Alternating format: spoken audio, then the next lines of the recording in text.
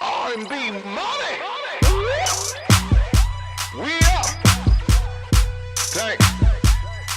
Take Valentine. We are the authorities on all things R&B. Ladies and gentlemen, what's going on? I am Tank, and this is the R&BMoney podcast, the authority on all things R&B. All things. I don't normally sit here. This ain't my normal seat. But this is not a normal R&BMoney podcast. Today, I'm in the hot seat. R&BMoney is out. My last album. That's what this is going to be about. And to have this special R&BMoney episode, I have two special people here with me in the building. Now, let me take a drink while I get to... Get your sip. Get your sip. Two special people in the house. I like to call my friend, this woman, I just call her a businesswoman. That is it. If it is business, she can handle it. She can do it at a level. Please give some finger snaps out there in the R&BMoney podcast world to my family, Miss Diddy, y'all. Miss Diddy, y'all. Come on. There's a lot of, I would like to curtsy. That's all now. Okay. And then, Wait, I need my intro right. Ooh, baby, first of all, let me get to it. Okay. First of all, okay, a person, a woman who knew me when. I'm talking about danced in my first video. I mean, we caught eyes. Yeah. She saw a player. She said, "I see that." You know what I'm saying? Yeah. I'll say the eye contact was mutual. We have been friends for a long time. We have been best friends. We are soulmates, and she is a businesswoman. But more importantly, the mother of my kids and my wife. Zena Dubs is in the building. Yes. Flash it, Yeah. flash it. Welcome to the pod, Z. Thanks. I need my champagne. We got to start Oh, you right. know what? Let's get this thing started off right. Since it's special, ladies love champagne. Okay, everybody Yes. watching the R&BMoney podcast, ladies love champagne. You know what I'm sure saying? They do. also dabble in tequila. Yeah. You know, but if they start dabbling in that tequila, that just lets you know how that night is finna go. It's gonna Hallelujah. go. Protect yourself at all times. Gonna go. How y'all doing? How y'all feel to be here Feeling at the R&BMoney good. podcast? Oh, I'm ready. You ready? I'm ready. Ooh, I feel like it's my hot seat because I'm almost hitting both of y'all. Like, okay, so Zena. Feeling good. Zena said we're drinking champagne We're because we're drinking the champagne. ladies here. So, Ladies.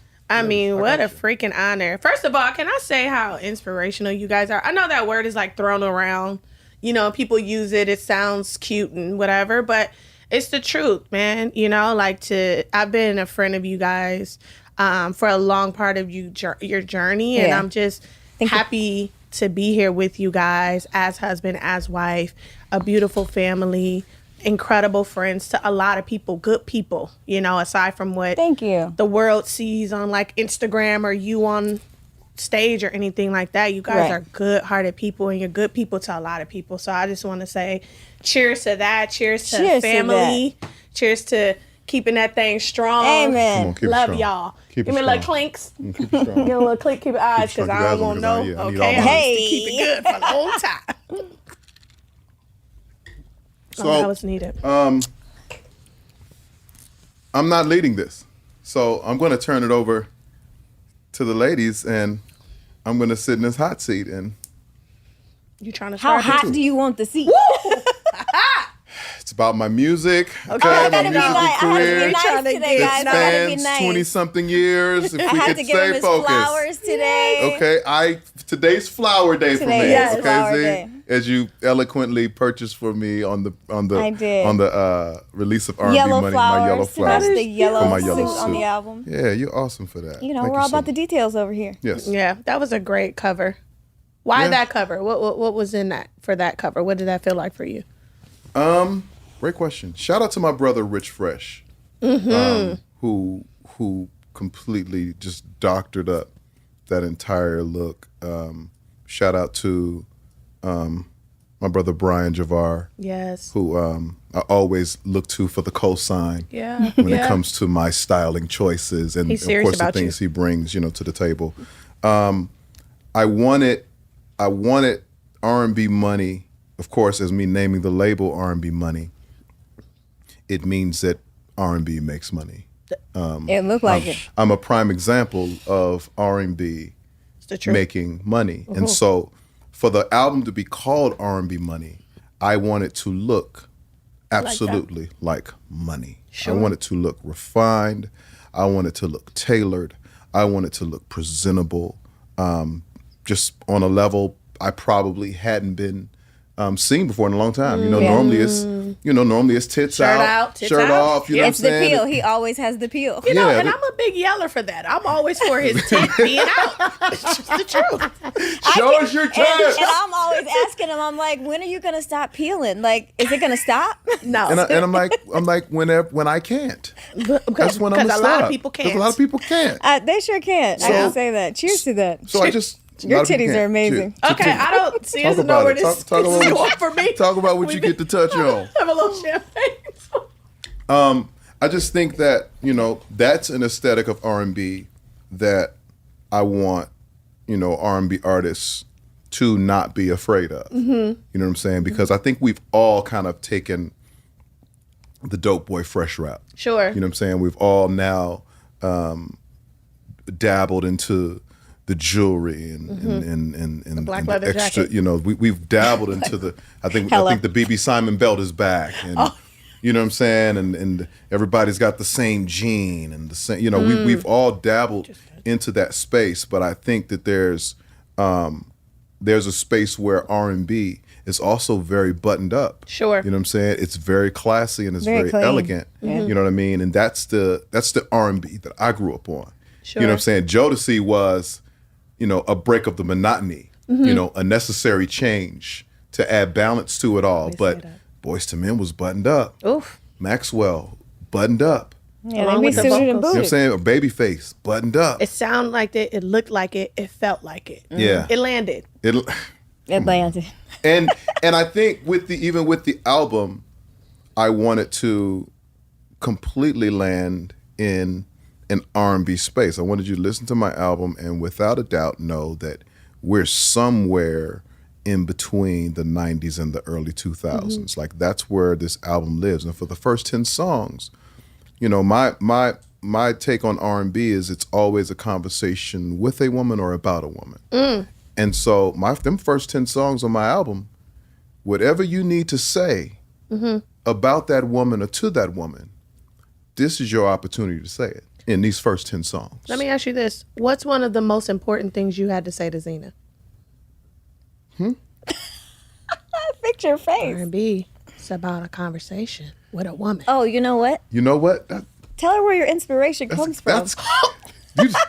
This is great. The world. Zena said I love it. Oh, you two, boy. So clean up. What a team. The most important thing I had to say to Zena. And don't make me cry because I did my makeup today. Okay. I'm all right with the tears. It wasn't one thing. Sure. It was a whole thing. The truth. You and then go at, That's good. The truth. Yeah. And so from the truth, you get a song like Can't Let It Show. You know what I mean? Where, the truth at this point is probably a little too late. yeah, the truth And- after. And The truth after. the truth at this this point. point, yeah. When we get to the truth at this point, not today, I'm saying during Yeah. that conversation, at this point it's probably too late. And so this same truth that probably would have made her cry a year ago now makes her look at me in disgust and say, I can't even cry for you. Like, you so stupid. You so out of control. You're so stupid. I can't even cry. And it makes me say, oh my God, you just finished my song. I should be crying, but I just can't let it show. I should be crying, but I can't stop thinking. All the things you should have done, all the things you should have said. When a woman is out of that, you're in a bad place. But back to your question, that was the hardest thing I've ever had to tell Z is the truth. The truth. It's not one thing. It's a whole thing. It's The whole thing. whole thing. That's And deep. so, as much as I live it out in my music, I had to live it in real life. Yeah. And endure the ramifications, the repercussions that come along with it. Yeah. And fortunately, that's also sacrificial because then comes music with that too. That is scary, right? That is scary because it is a constant reminder. Sacrificial. And so I gotta, while this song is on, while I'm performing, I gotta check on my wife in the gotta look to audience, the like left. we Well, I'm good? sitting stage side, and I'm like, Like, are we good? Gammy sounds good. We still good? Not Are bad. we're gonna be all right after this? I just thought about it. 'Cause I I'm gotta sick of it. perform. I'm sick of it. Half. I mean, just come on. I'm done with all of this. I feel it. But you get your inspiration for songs from real life experiences. Sure. 100%. Sure. Yeah. So this is your last album. Yes. So that means we're good now? It's so You, good. you don't have So to. good, You don't have to Zena. live that way anymore. So So we're good now? Yeah. Yeah. You just- Are we done making songs about me? Smooth sailing from this point on? I just want to know so we're clear. I think that from an album process, I'm done making albums for myself for sure. But I'm acting now, doing more acting. That's where I'm at. Doing my stand up and producing and writing more for other artists, building the label. So from a time standpoint, I'm not done. Like I like to say that, I'm still in the building. I'm just on a different floor. Would you Okay. say that's what you say to your fans? Like as a fan, right, sitting here like in the many hats that I'm blessed to wear with friends in your spaces, but as a fan that I sit here and hear that, it's kind of it's hitting a nerve. It's not like, oh, I'm so happy that he says he's on his last album. I'm probably the only person in the don't- world. Yeah, no, she said we're good. I said I'm actually retired. said- She said, Amen. He said about time. About "Hey, sit your old ass down." But you And you're not about to pull Tom Brady on me. I'm just going to say that now. We might just say, okay, sorry, we might because I'm all things business. Well, here's what's crazy. But- Here's what's crazy. We're at the Usher show. Sure. It's absolutely amazing. Yeah. But by the way, if you haven't been to Usher's residency Have in to. Oh, it's Vegas, great. Yeah. if you are a true R&B fan, you make the voyage. How Worth it. the religious people make their voyage to Mecca, the pilgrimage. Yes. You make the voyage to Vegas to see Usher and see R&B music on a hell of a stage. Yeah. Continuing at the Usher show, and Anita Baker's there. Tevin Campbell's there. Shout out to Tevin Campbell. Love Shout out to Campbell. Tevin Campbell. Love Yeah, Tevin we Campbell. definitely went on a good night. Amazing night.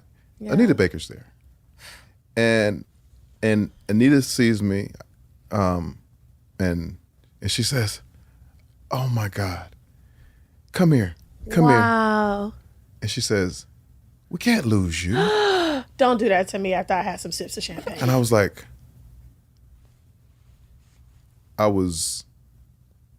hold up. No, that's a lot. That's because that's what I got tissue on deck. You want? no, just sip. Just sip. That's what I'm doing. Because that just And that hit me so differently did anything. in anything because, first of all, that's Anita Baker. The R&B that I was allowed to listen to, Sure. that I grew up on, there were 3 albums sitting on my father's record player. There was New Edition, Guy, and Anita Baker. Wow. And that's what I would listen to every day I came home from school. Every day. And so, I met Anita, I had the pleasure of meeting her a few times, but her saying that to me, and in my mind, me not even knowing that me retiring would even reach the depths of an Anita Baker, who is living in her Anita Baker world. her own universe by herself, standalone, right?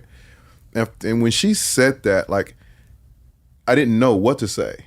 You know, I have words for any situation. I can talk and articulate my feelings at any moment, at any time. And I didn't know what to say. And honestly, I don't even think she realized it.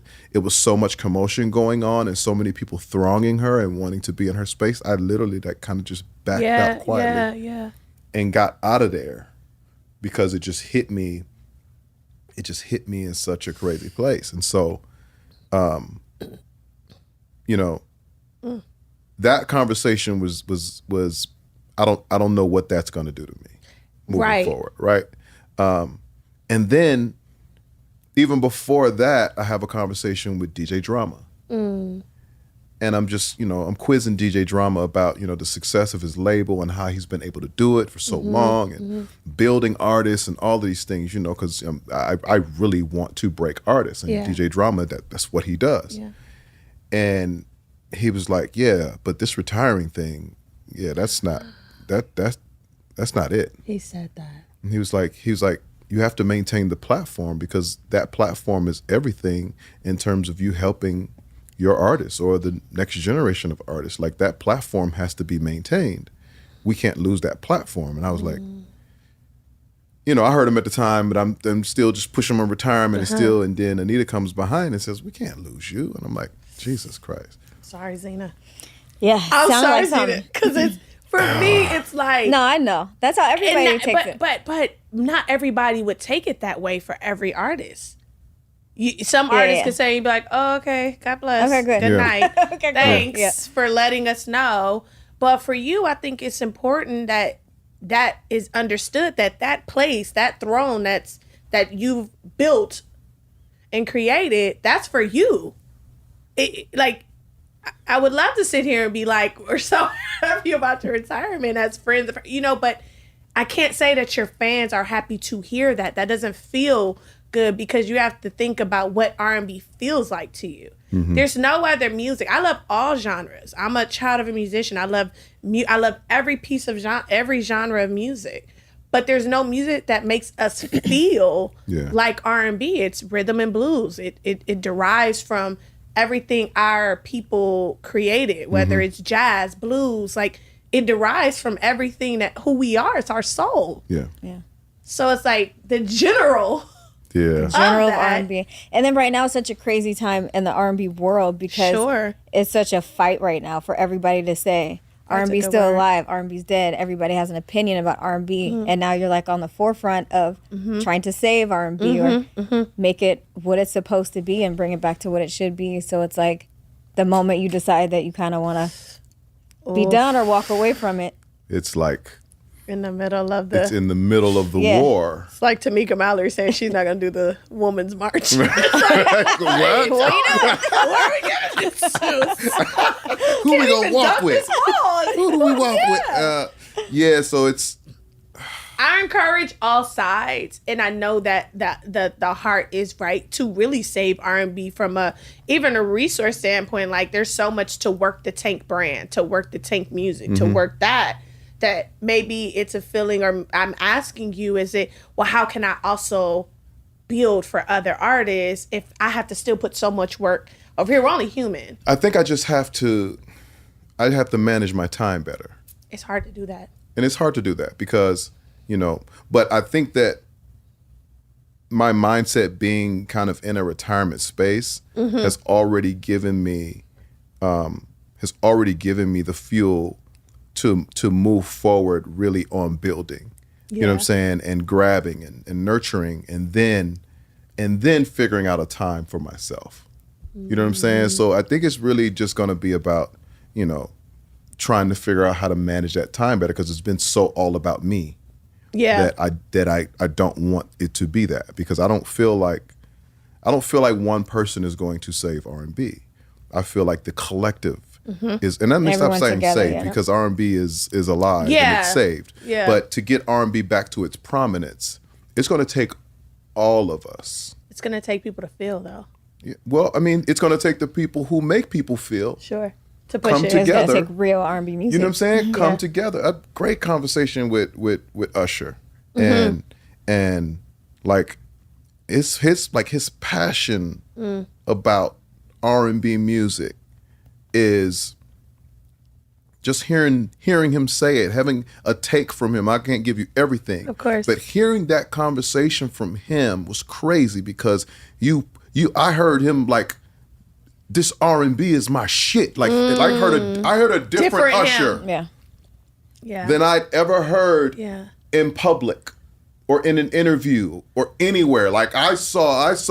That's deep. Oh man, I saw him. No, I fight and bleed for this shit. Yeah. I saw that. Yeah. Usher, and so that gave me more fuel. Yeah. Like That's Keep a real going. feeling. Yeah. I think, but we that's gonna be all right. Gotta pump up. Done with this shit. But I said, "Are you a gang member?" I said, but R&B. Listen, Right. listen. And we have to. Those are the moments we need. Like Yeah. it is Usher, it is Chris, it is Jasmine, it is her. It's all of us trying to figure out together. Yeah. I think R&B is they always pick one person out of the choir. They always grab one person out of the group. They always grab, and so that's how we kind of always live out our careers as that one person. I wanna stay on that for a minute because so back, say 90s, right? Let's take it back to our 90s time where there were so many girl groups. I mean, there were like 10, 15 girl groups out at a time. But we're not talking about just like SWV, TLC, the main. We're talking about like Moke and Steph. Oh, we're yeah, talking yeah. about, Oh, yeah. There's so many, Brownstone, you can keep going. There's so many girl groups. Do you feel that, well, here's my theory, but here's the truth, and I'm just going to say the truth. I feel like Beyonce made girl groups obsolete. Because once Destiny's Child, Beyonce went Beyonce, and we said, wait a minute, what is that? Mm-hmm. And that's out of a group. It almost was like you didn't see girl groups to me in the same light anymore because it was like, That's kind of true. look at Beyonce. How did that come from a group? Well, I'm gonna let you finish, but I'm gonna add to that. Yeah. I'm just saying, like, we had Danity Kane, which I think was a really good I love group. Danity Kane. I love Danity Kane. I think that they can all sing, right? But I'm saying that to say, male groups, girl groups were a big part of our R&B heart. Yeah. And like the build of it as well, alongside with incredible solo acts as yourself. In the future, does that even have a place? Did that play a role in where R&B kind of went as well? Well, to jump into that, I think that it all, like, we all like to speak about the bigger agenda and they and all these other things, right? I won't get into that part of it. I'll speak from the business standpoint. And from an economical standpoint, when you see Beyonce have the success that she has on her own, now mind you, Destiny's Child is the highest selling female group of all 100%. times, right? So they did great in economics, but you also, a business person will say, well, look what we did with Beyonce with just one person. You know what I'm saying? Yeah, and let's cut out.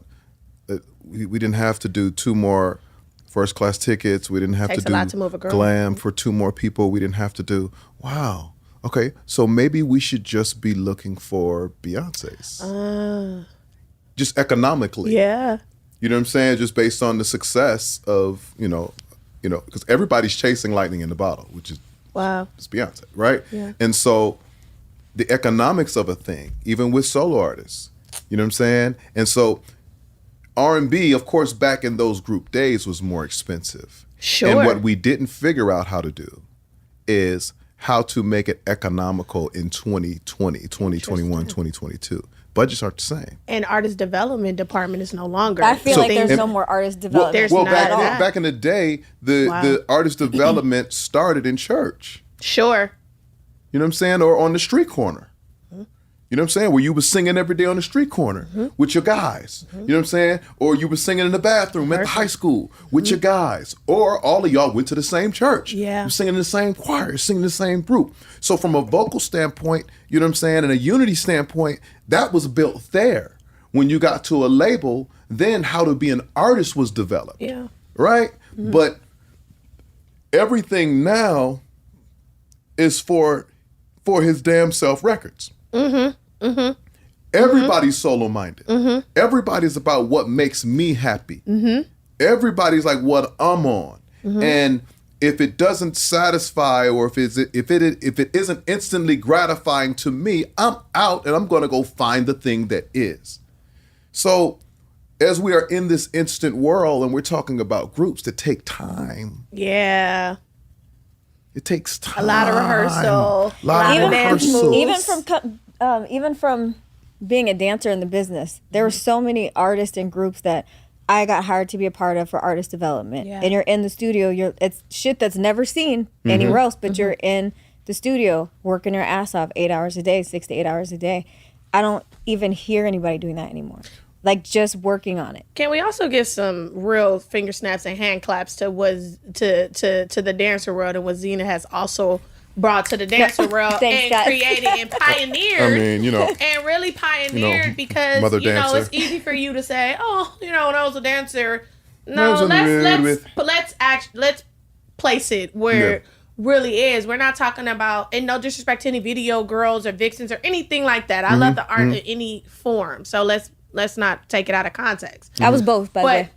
But what I'm saying is, it was your art. It was art that you were creating. And for, say, like, my first love was dance, which people wouldn't know. You know what I mean? When I was a little girl, I always danced. I danced, and all my dance, like, partners are all big choreographers and everything now. So what you created and opened doors for young girls to come in and dance and create and build a career from that.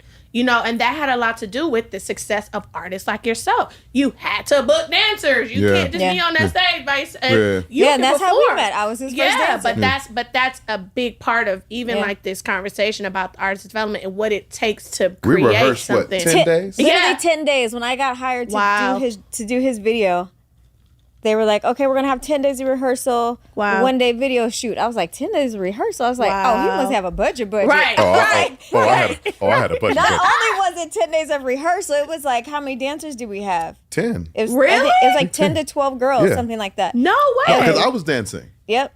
We was up at SIR. So I was trying to, I was trying to get my Usher Brown on. Period. You know what I'm saying? And that's what was going on. My Chris Raymond. But even back then though, for an R&B artist to have 10 days of rehearsal with dancers and be in there with the dancers, like a lot of people weren't doing that then. Yeah. And he was really giving it his all, doing. Why are you smiling? Because it was so cute to you.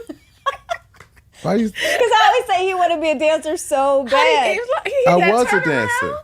You know what made me stop dancing? When the song didn't work. Okay. And I felt like my dancing had something. That single almost ruined his career. I felt like I was dancing. I felt like I was dancing good. I was dancing great. I was doing somersaults. Everything was great. We was doing backflips. And you put your all into that. But when it didn't work, that entire thing for me just felt like a bad place. And I just stopped dancing, period. But now when you're on stage, like, you got a groove. Oh, you caught your groove. Oh, no, I got I a make pop. fun of him all the time, but I can say, like, I be jamming with you when you're on stage. I'm like, shit, he got it. I got a Diddy bop. I don't think that, you know what I'm saying? And you do jam with him because while you're recording with your phone swaying. Your phone swaying with the bop. No, but he looks great on stage. Like, he carries himself so good on stage, almost as if he's in the studio. Like, he's in rehearsal and somebody, but he's not. He's by himself. Here's That's the crazy his own part, right? Confident, too. Is that oh, he's beyond confident. Very confident. I'm always rehearsing in my mind. Interesting. Tell me about that. Like I drive, most of the times when I drive, especially when I'm by myself, I don't play any music. So when I'm driving or when I have those quiet times, when I'm able to have those quiet times, I'm visualizing. I'm visualizing everything. Like if Javon sends me the set list, then I'm visualizing. Interesting. Okay, from song to song, I'm gonna say this, and I'm gonna do that, and then. and I go over it in my head, and I make sure I have it down packed perfect. Like every time you see me on stage, I'm going to do pretty much the same thing every night with slight variations based on the energy in the room. Sure. But I'm very methodical and very intentional with everything that I do on stage. You know what I'm saying? So that I know where to be when the lights do this, and I know where to be when the band hits this. I know where to be. Like you're a little machine. I know where to be. You know what I'm saying? Can you say that's missing though from artists now? Because it's like you go back to what she's those 8-hour rehearsals. Yeah. And like I've rehearsed so much to where now in my mind, I can build it. And once I build it in my mind, my body carries it out. Yeah. I know what it is. Like whatever I was visualizing on Friday, when I get to the stage on Saturday, I'm going to do exactly that. Yeah. You know what I'm saying? But that's from first having all those years of rehearsal and artist development and understanding show and placement, you know what I'm saying, and all of those things, and being groomed right. Like, so we can have those groups. If we would turn all the way back to that. We can have groups. We just have to get people who have been together. Yeah, I was gonna say I feel like the groups have to be organic. They can't be put together by a label because they never make it. Groups that are people that have their own relationship that's not based on the business. It's not based on the money. It's not based on like, and people that want it together. Yeah, they have their own because when you have that, you've argued before. Yeah, you've probably damn near fought before. Oh, for sure. You've had your differences, but you're still together. Yeah. And that will carry over into you doing record company business. The thing that you'll stick to is each other because you ain't gonna talk about my, you know what I'm saying? It's not a group member. You ain't gonna talk about my sister like that. Sister, like what you saying? Like what you own? You know what I'm saying? Like we together. It's that bond that we gotta find. And so if there are groups out there that are groups already, and not trying to be groups for the bag, those groups will work because then, again, they'll understand the economic of it. Listen, this isn't the days of being able to get everybody $100,000 advance and then have a $300,000-$400,000 budget to go along with it. No, we can only get each person a $30,000 advance. Or $25,000 advance, and then we may only be able to get $250 to do the album, and do album packaging. You know what I'm saying, and then possibly get some sponsorship, a liquor sponsor or some other sponsor to help get the visuals done, and to run a full social media program, like all of those things. It has to be economical, right? Because that's the business that we're in. Like people don't even understand how much artists used to have to recoup back in the day. Oh, man. Oh, my God. Like, I don't think anybody understands. Well, we were selling more records back then. Great point. We were spending a lot the bag. The whole bag. They got that advance. Listen, let me tell you something. It's like, wait, I got to recoup this first? Before I came out the gate, I was maybe 1.5. Maybe 1.5, maybe a little over in the hole. Before I came out the gate, in the hole. That's a lot of money. And I know numbers are thrown around and people don't understand. That's a lot of money. Money I had to pay back. They said, sir, we need that back. All of it.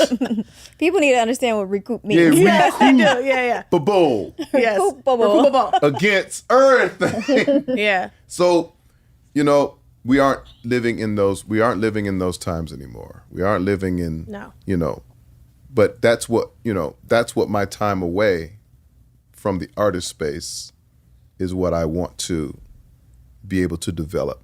Okay. And be able to teach the new artists coming into the game. Question. Yes.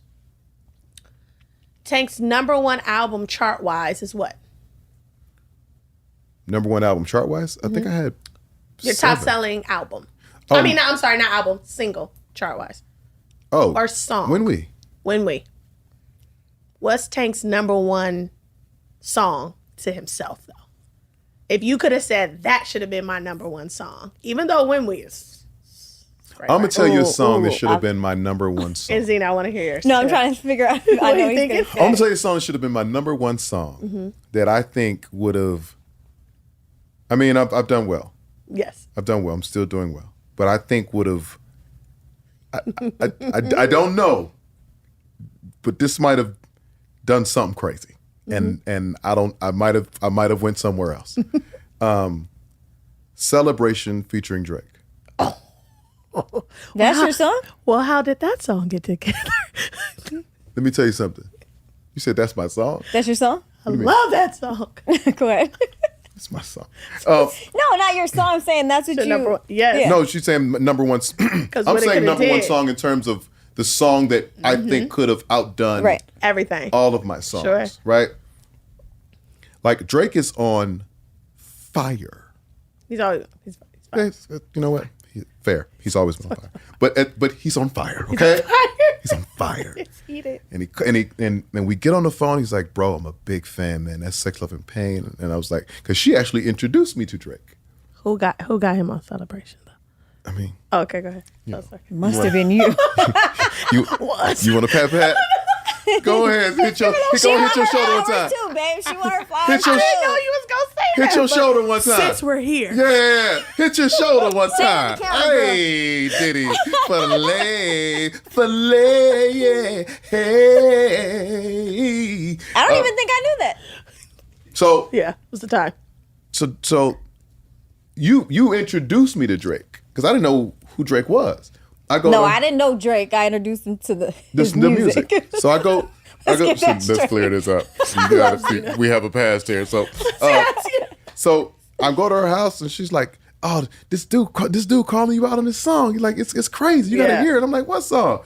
And Sex, Love, and Pain, baby, I'll be on that. I was like, he's nice. Yeah. I like the way he did that right there. I like what he's doing. And so like even from that song coming out, my walkthroughs went up. All of a sudden I was in the club. You still should loop that. Tank, you wanna you wanna host? I'm hosting clubs, strip clubs, everything. I was like, I'm back. I'm back, right? And so get in contact with Drake, and he's like, I'm a big fan, man. Me and my guys love the Sex, Love, and Pain. If you ever need me on anything, just say the word. Well. Cynthia said. Before we get off this call, I don't normally do this, yes. And I didn't have a song. I said, I'll send you one. And the first song I sent him was sex music. Huh. And I sent him sex music, and he's like, I like it, but I don't think that's the one. And I was like, okay. Yes. Don't worry about it. Don't worry. Listen, don't send me back to the drawing board because I'll go draw, right? So I went back, and the Stereotypes had given me a track, right? And this track was so crazy that sometimes I get a track and it's so it just compelling. It's so amazing to me that I'm so into the music that I can't find the journey that's supposed to lay on top of. I can't find it. And I literally listened to that track, and I took that track with me to Miami. I remember this vividly, and I remember sitting on the balcony at night, and I'm looping this track. I'm looping it, and I'm just with a beverage like this. Over and over. Over and over. I'm so in love with the music, I can't find the journey. So that's the song. I finally get back to LA. I think I was on doing a couple dates or something. I finally get back to LA, and this is when we were working in the Underdogs building on Vineland. And so I go up to our room, and Jay is sitting there, and I'm like, Jay, this track has just been haunting me. It's been killing me. And I was like, I can't find it. And so he's like, play it. So I play it. And JV was listening to it, he said, it feels like a celebration. Like it just, I said, that's it, turn the mic on. Turn it on. I said, that's it. That's it. At the bottom of that rose, baby, we gon' celebrate. Like it's your birthday, baby, we gon' celebrate. Private after party. I can't wait to celebrate all up on your body. And then I said, ooh, he's gonna love this one. Because this is it. I can't wait to send this one to the boy. Yes, to the boy. To the boy. And I sent that one to Drake, and he said, yes, This sir. is it. Yeah. This is it. He said, I got you. I'm on it. Now, you got to be patient when you get in these Drake verses now. Take a while. Okay, you got to be patient. Take a while to get it back. And I would hit Like him how every so long often. does it take to just get checking back? on you, baby. Happy Sunday. Chicken, With the family. You good? I seen you moving around, baby. You know what I'm saying? Like, I see you, baby. It's crazy now. It's an LA chick. What's going on with you, though? Holla at your boy whenever you get a minute. You know what I'm saying? You don't want to press. You don't want to stress. You don't want to press. You gotta be nice about it. You got to be nice about it. You got to be patient when you're trying to get the Drake verse now. And Wow. and he sent his verse back. And when he sent his verse back, the thing that was most impressive about his verse was him asking me, "Hey man, like, do you like it? And if you don't like it, man, just let me know. I can redo any of it." And I was like, Like, what? "What? No. What?" Right. Like, He just meant blessed that my from his song. heart. like He meant you that can- from his heart. He's Drake. You can Drake. drop a verse off and not say nothing. Give me an Do with ad-lib. it what you will. Do what you will with my verse. Like, The hand, though. do what you will with the verse. He can do that. Sure. Right. But the verse was so crazy. I was like, you are out of control. You're out of control, right? Take this to the label. We have Drake. not only a Drake verse. Features. No, it's done. Not only a Drake feature. We have a Drake feature for the love. No, it was featured. I couldn't afford No. that a was Drake feature. For the love. No. I couldn't afford that. I had a Drake feature For the love. for the love. Like, I said, he respected you I as an said, artist in your music. What? So I go to the label. I said, listen. This is on the silver. This is the Listen. most silver platter. Right. This is as silver as it Oh, can get. this is This is a platinum platter. I don't have to recoup this. And unfortunately, Birdman wouldn't clear him at the time. Is that what happened? And I think for a while he thought I just got Just a verse didn't from do- him and did and didn't put nothing. it out. I think that he thought that. Yeah. And I remember having a conversation. I said, he said, man, you got the whole thing, and you know what I'm saying? You just kind of settled. I said, no, sir. I did not. I argued in my record company. Like I said with shout out to Julie Greenwald, shout out to Kaiser. Julie. And they were like, what do you want to go with next? And I said, Celebration. Yeah, this is the next. Celebration is it. And they were like, we don't have the clearance tank. I was like, I don't care. Don't. They were I like, don't care. and they were like, that's not how our legal works. And they were like, they were like, we have tried to get the clearance. We cannot get the clearance. So he said no, or he just wouldn't get back to them? No, Birdman wouldn't give. No, I know. That's what I'm saying. He said no, or he just Well, I wouldn't did get not back to know them. this. Can we go back in on this? Like, I wish I would have known I've this. never gotten around to asking Birdman. You know I what think I'm we need saying? to I ask think I'm About- gonna ask him right No, now. we They're- need to ask Yeah, you know, we Birdman. gotta ask Birdman nicely. You can't like. You have to also ask him you nicely. Oh, I can be Because you nice. have to put respect You gotta on his wait. name. You gotta put respect on his. You Yeah, gotta you wait. You gotta wait can't for the really right say- moment. yeah, yeah. Hey man, Birdman, I'm Yeah, sticking man. This exactly. one It's time, that man. tone. We was calling you, man, and but we couldn't get that clearance, and what ended up It coming was a out, heavy time, though. I'm just now thinking about the time that was going on with Emergency them. and I Can't Make You Love Me. Oh, Those yeah. I mean, I Can't Make You Love Me. Those songs dropped, but I feel like after Celebration, those songs would have hit way different. Interesting. Those songs would have hit way different. And that's that to me, that's my number one song that never went number one. Oh my God. I know it just. And then like I'll see Drake, right? And he'll be like this, we gotta get one. It's like, please. We gotta get and I'm like this. When? Stop saying this to me. Because I get it together. I'll get it together, man. I'll come out of retirement. now. He's gonna see this. Let's and be like, just I got leave the one party. in me.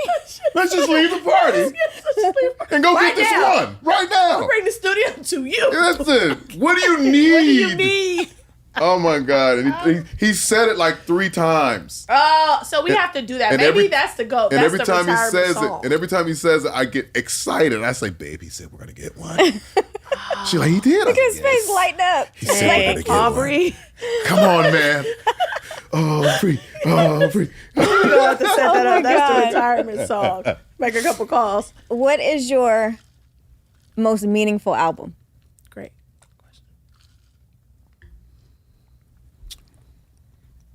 Most meaningful album. Wow.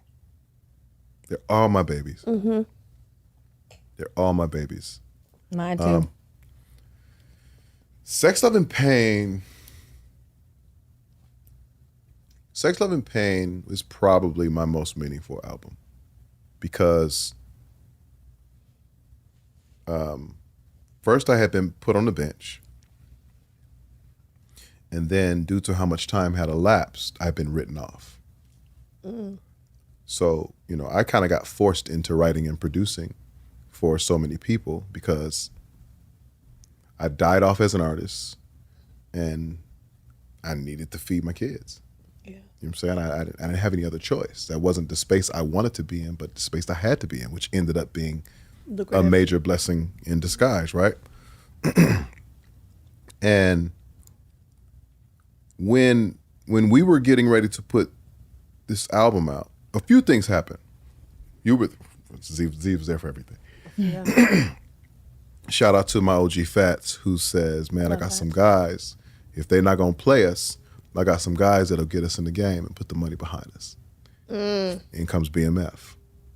So me and Z actually fly down to Miami with Fats to go to one of the guys' birthday party in BMF to be introduced to BMF. Wow. And so... Can we give a year on this? Huh? What year is it? 2005? Yeah, 2004. 4? Yeah. College dropout. Yeah, for sure. So we go down there and meet the guys, and they're like, yeah, you with us. But even before that, Harvey walks up to me and says, we should make a Tank album. I'm like, why would we do that?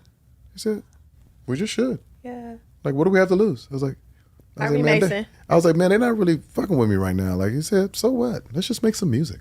Like, Harvey was just like that. Let's just make music, man. Right? I love Harvey. Yeah, just make music. Let's just make music, man. So what, right? Yeah. And so we just started working on bits and pieces, of an album, and then in comes BMF, and in comes BMF's money to fund the whole thing, and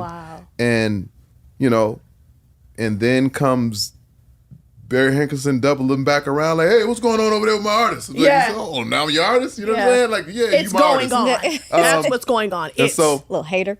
We have this record to present. At the time we were being distributed by Motown. Mm-hmm. And when Barry goes to play the Tank album, we got Tank ready, coming up, lined up to drop. Someone says, why are we working on another Tank album? Wow. And I had been written off. Wow. Last album, 2002, is 2006. You didn't get that kind of time back then, unless you Janet Jackson. Yeah. I wasn't Janet Jackson. Okay, just be honest. I wasn't no damn Janet Jackson. You know what? So this album with my heart and soul in it, like my real life in it. Yeah. Literally my real life. Like, I went to the studio, one of the songs when I first started working with the Underdogs, I went in as an artist to get songs. And they wrote a song called The Wedding Song. And they didn't know me. They didn't really know me at all. They didn't know that they had just written a song about everything that I had just left behind at my house.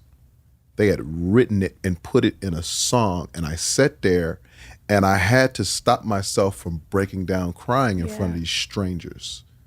And I was like, what made y'all write that? They were like, we were just feeling the vibe, you know what I'm saying? Like, I was like, you don't even understand what you just said and what you just did, right? And then other pieces of the album, you know what I'm saying, were about me and this one right here. Heartbreaker was not about me. Z has made it clear. Heartbreakers. Because everyone asks me that all the time. Heartbreaker, kind of. No, it was not. I was there when you recorded Let me finish because I didn't write the whole song by myself. Okay. So the pieces that I interject had a little bit to do with us, but it was me, Eric, and Tony that wrote all of it together. So it was pieces of everybody's, you know what I'm saying? But I hate you. Yeah, that's all you. Yeah. I hate you. Yeah, I hate you. You better wear it like a badge of honor. Yeah, that's all you, man. Hey. And then you wrote our wedding song. No. We wrote our wedding song, so we made it. Okay. So it's so crazy because when the album came out, I was hating so bad. She called me. She said, well, shit, I might as well be in the fucking video, huh? I should have You been. better get it. Off the top. You like, better get it, Z. no high, no nothing. I got your fucking album. I might as well be in all the videos. Should have had 50% writing credit. Should have started my publishing back then. You always want writing credit. Give me a point, records. So I think Sex, Love, and Pain, and then just the influence of that album. Like that album has spawned so many other R&B singers, songwriters, and producers that I had no idea was listening. That's many people's favorite album for me. Sure. I had no idea that many people, were listening. I think the biggest one for me was when Chris Brown was like, bro, you're my favorite. Like, your vocals and all that, Sex, Love, and Pain. It's like, that's it. That's the Bible. Like, that's what I'm playing it right now. I go see Chris Brown at a sold-out tour. The arena sold out, and I get on the bus, and Sex, Love, and Pain is playing. Wow. He's like, yeah, we've been playing this all day. This is what I play. I got to get my vocals right and get hype. And then this is what I'm like, wow. Yeah. And I'm looking at, and a Trey Songz is like, man, we listen to that album for a whole summer, dog. Right. Whole summer. And after that summer, he comes with Invented Sex, and then say and goes to the stratosphere. You know what I'm saying? It's like those moments for me, like that album validated me in the musical universe in a way that I never imagined. It validated me in a way that I've only looked at people. Sure. That I've the way that I looked at Babyface, you know what I'm saying? The way that I looked at Kells, the way that I looked at the Reverend John P. Key, the way that I looked at Kimberell. Like I only saw people that way. I never thought that people would see me that way. And so Sex, Love, and Pain did that. I mean, other great albums and moments after that, you know what I mean? Especially from writing our wedding song together and even like my Stronger album. I love the Stronger album. Can we just talk about that album? Yeah. The Stronger album, Can we just talk about how my kids can listen to that? Yeah. From beginning to end. It's the only album they can listen to. I made a decree with the Stronger album, I'm going to make just wholesome R&B music. And he promised to not take his shirt off for the whole album. He didn't. I'm going to go back to the basics. I'm going to go get live strings. I'm going to button it up, suit and all. I'm going to be Tasteful Tank. And right? they hated it. And they hated it. I'm going to be Tasteful Tank. And everybody was like, They're like, what is Show this? the titty. Show us your cuts. Show us what we paid for. It was like, who is this nigga? So, sir, your button is all the way to the top. It's so crazy, though, because if you really listen to the songs on that album. But guess what I did on that You're My Star song, in the You're My Star video? I danced. Oh, I didn't ever paid attention to that. The correlation. Don't dance. Don't dance. Zena? Okay. I'll do the dancing for us. I'll do the choreography, okay? That is my gift. I danced. And they said, no. But that one wasn't bad. It's not saying it was bad. Yeah. It just Wasn't didn't you. work. And so, but what I was saying about that album was a combination of a breakup and being broken down. Yeah. And rekindling and being built back up. You see what I'm saying? Like that album was a crazy transition for me, going from out of that into this. Yeah, real life. You know what I'm saying? Sure. So like the album had such sentimental value to me. I wanted it to work so bad for that reason. I think we both did. But they wanted me to get back to the titties. You know what I'm saying? Sex, Love, and Pain too. Show us your tits. Like, Whatever. We don't want to see him happy right now, guys, okay? This guy's singing. Show us your tits.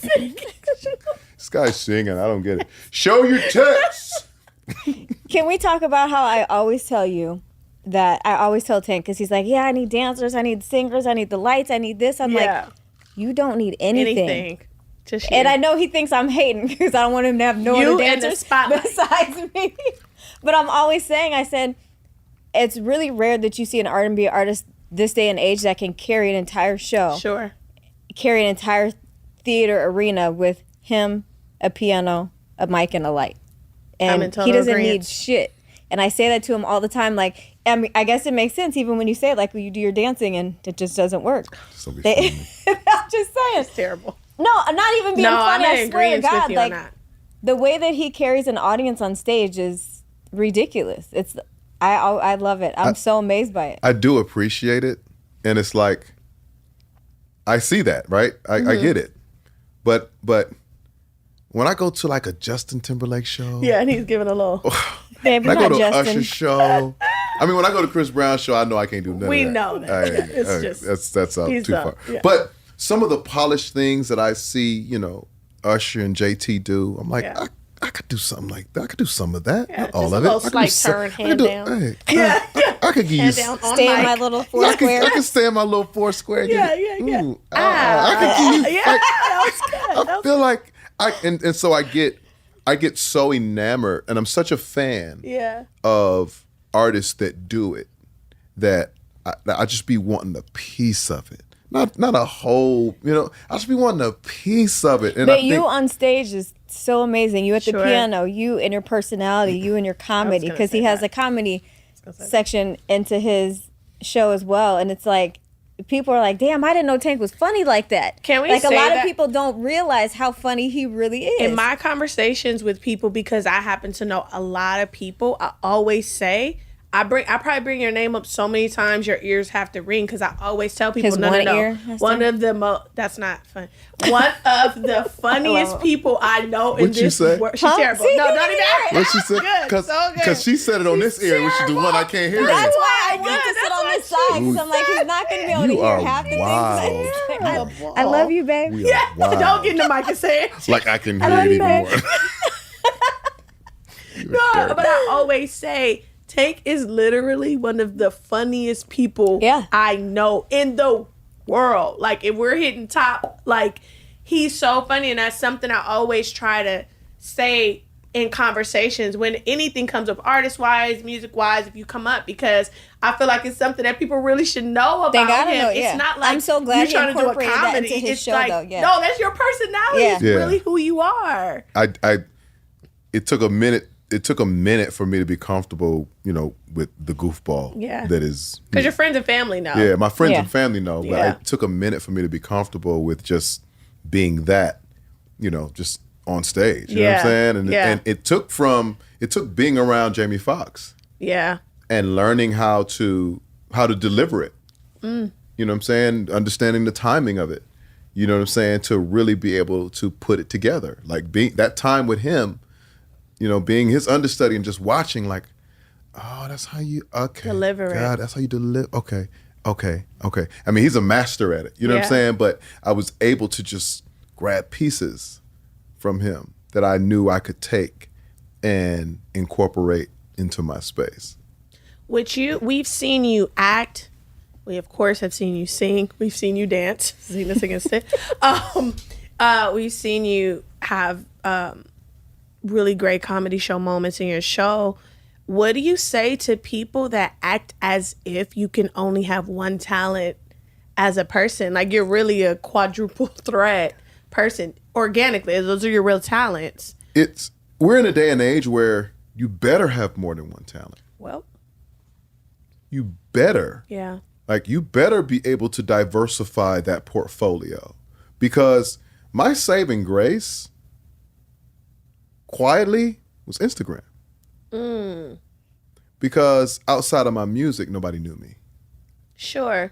So me being able to, like, show my many talents, display my personality, show my drip.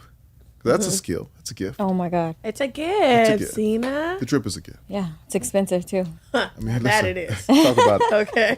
Sip, sip. Okay. Sip, sip, hooray. Yes, it is. But being able to put all of these gifts on display is, I think, the thing that changed, of course, people's perception about me, but more so their understanding. And they could figure out what part of me they wanted to buy into. Right? Now you give people options in terms of how they want to celebrate you.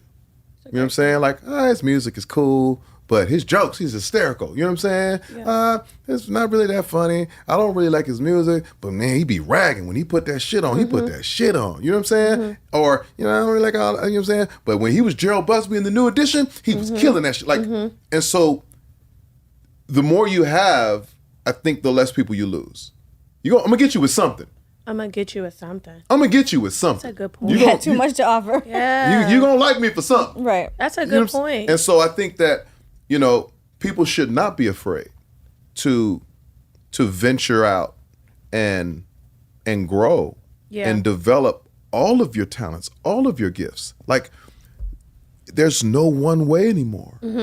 There are no rules. We are in the wild, wild west in terms of being able to monetize anything. Yeah.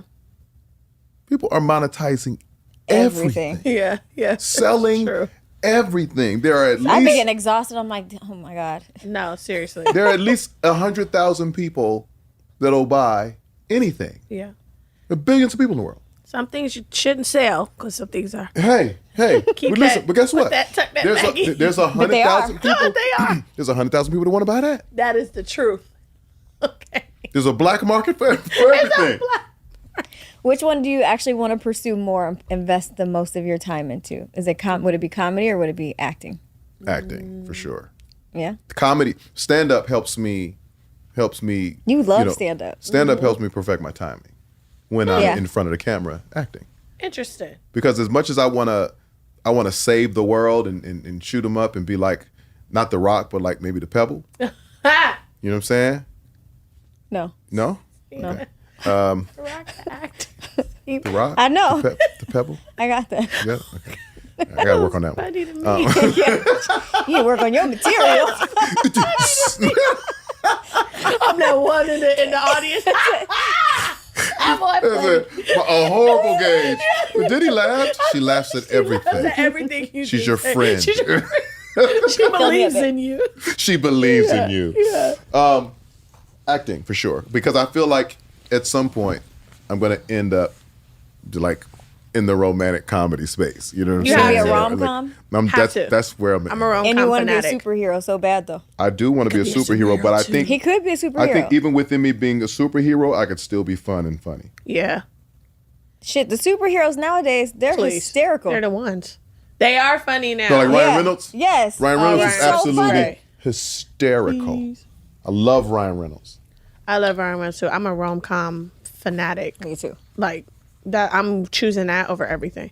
Me too. I want to ask about, most artists, thank you, TZ, that can actually really sing. I won't say most, but a lot of them, a large number of them came from church. You as well. Yes, for sure. What do you think it is about that almost training, really? Like even musicians, right? A certain way, your greatest keys player or drummer, bass player. 9 times out of 10, they came from the church. Yeah. What is it about that? I mean, I love the Lord, so I know. Talk about it. But what is it about that I think makes some of the greatest vocalists and musicians? I think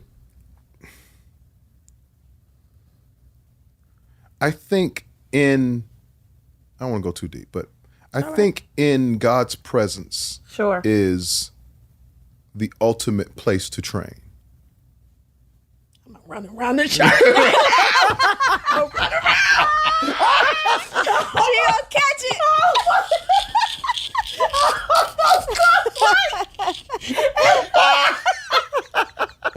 Her and that champagne glass. Champagne glass would have went with me. Oh my God. That Baptist came Oh, back. you with your shout face? She was catching imagine it. That Baptist came back to me. All right. Oh my God. Answer the question. That's it, Zena. That's actually what it is. That is the ultimate training grounds in the presence of God. And having the Spirit guide you. Having the Spirit help teach you and groom you. And that is the connection of the church. You know what I mean? Like, those critiques in the church are different. Sure. And I think ultimately in the church, what they want you to have is a connection to what you're doing. To not just be doing it, but to actually have a reason. You know what I mean? To actually have conviction for it to live in you before it comes out of you. You understand what I'm saying? And there's no other place to get that. That's so except in the presence. What do you feel like this new generation is going to do? Because I feel like they ain't in the they're presence. not in the church. They're out of the not church in and the not in the presence. presence. Well, there are. Some, but nowhere near like ours back in the day. Nowhere near like ours. We're not. I won't say we, but I would say there used to be a poaching. You know what I'm saying, in terms of the church. Like, A&Rs would go to church. Like, my guys found me in church. Really? Yeah. I was in church when the guys came and got me. Hey. Like Come scouts. here. Yeah. You got it. What's happening? You want to sing R&B? Right. I said no for the longest. I only sing for God. I can't do secular. Sing for the Lord. I only sing Look at you for now. the Lord. Whatever. I remember like back in like 10th grade, Virgin You're going to Records hell. came to get our group and was like, listen, you guys would be amazing. You guys can sing, you guys can sing good music, you know what I mean? And if you wanted to sing about Jesus, it could be like pronoun gospel, like, you could sing, have the message, but, and we have tours lined up with Janet Jackson and all of that. And they were just like, they were laying it on like, we want you guys. And we were like, if we can't say the name of Jesus, Yes. there is no place for us. And I was like, and when I look back on that time, oh God. Holy roller, it was what it was. You know what I'm saying? Like, that wonderful name of Jesus. And so, I think that a lot of people have just stopped looking in that place. Wow. For this thing, because this thing isn't mainstream anymore. Yeah. It isn't pop culture. So they're not looking for that. What's pop culture now is the streets. Mm-hmm. What's coming off the street on that conveyor belt? That's where we go look for our next whatever. We go looking in the streets. But they used to go looking in the church. How else do you get Aretha Franklin? How else do you get Aretha Franklin? You got to go to the church to get Aretha. Oof. Yeah. Aretha ain't at no nightclub. She's not. She at the juke joint. Aretha She ain't ain't at the juke joint. She went at the juke joint. No. Church You house. got to go. Yeah.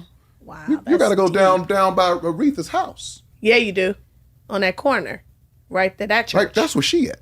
Right. And so I think And you got to talk to her parents. I think they're there. Yes, I think they are there.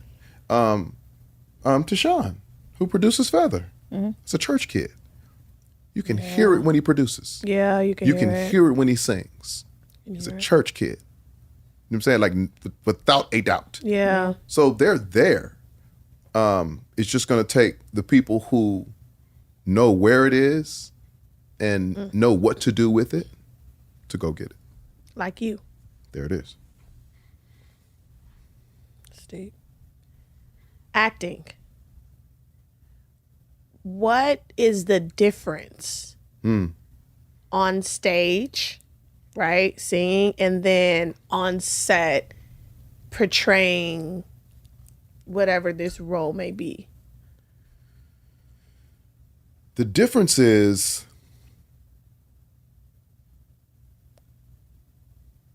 like on stage I'm Tank. Like that nuance is completely developed already. A song may be new, but it's still a Tank song, right? Or when they come to see me perform, they come to see Tank perform. When people come to see me act or turn on the television, they expect to see Tank, but they don't. And I have to be able to give them the character that they came to see, right? Let's say the title is, I don't know, Saving the Hood. Gotta Right? say the hood. Let's save the hood, right? The Pebble, featuring the Pebble. You still don't Zena, like it? You still don't like featuring it? the Pebble. I got it. Okay, Go the ahead. Rock, the Pebble. All right, whatever. And I'm gonna get this. you're That's gonna why I like gave this you joke. that eye. They don't want to see Tank the singer save the hood. They want to see this character, for lack of a better title, Action Jackson, save the hood. And so I then have to find the natural spaces within me that I can dedicate completely to that character and not go off into these other spaces. Like I can't save the hood and be, you know what I'm saying? Like Right. that's Tank. Right. I can't do that. Right. You know what I'm saying?